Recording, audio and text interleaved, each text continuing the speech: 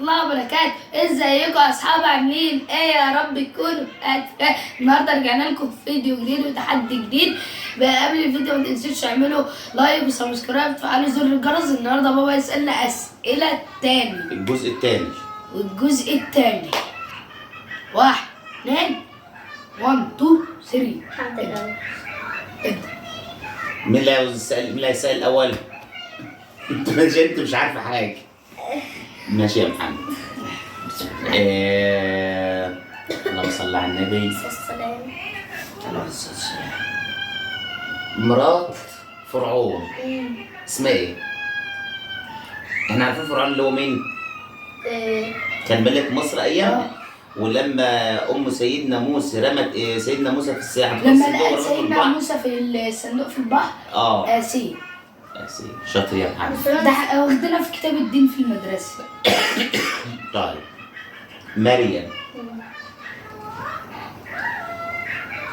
لما سيدنا يوسف اترمى في البير مين اللي اشتراه؟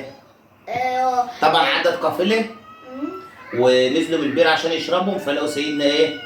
يوسف. قاموا واخدينه وقاموا عاملينه بضاعه وقاموا بايعينه. مين اللي اشتراه؟ اللي اشتراه دي اشتراه من ايه؟ من مصر، من القاهرة. من مصر. من مصر. مفيش حاجه اسمها القاهره ايام ما كانش في القاهره. من مصر.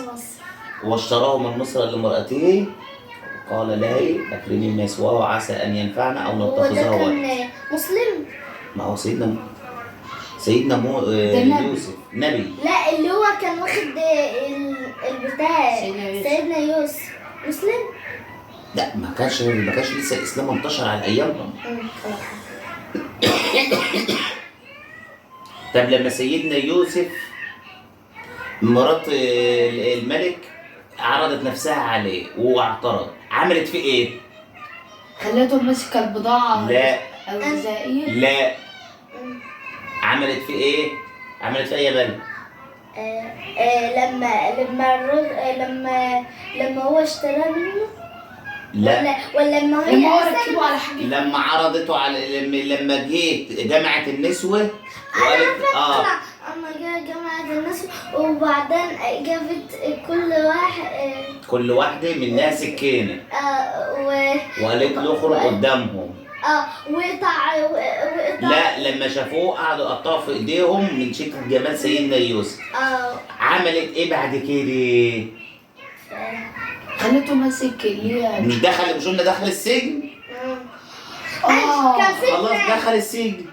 طب لما دخل السجن ايه اللي حصل في السجن؟ كان في اتنين. استني يا مريم. واحد بيشرب. استنى قولي يا مريم.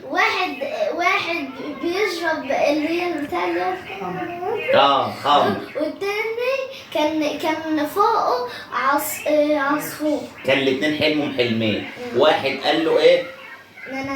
انا رأيت في المنام ان اعصر خمر اللي هو ايه؟ اللي هو كان بيسقي الملك خمر. والتاني حلم اللي هو فيه على راسه اكل والطير بياكل منه. دوت اللي هيموت. ده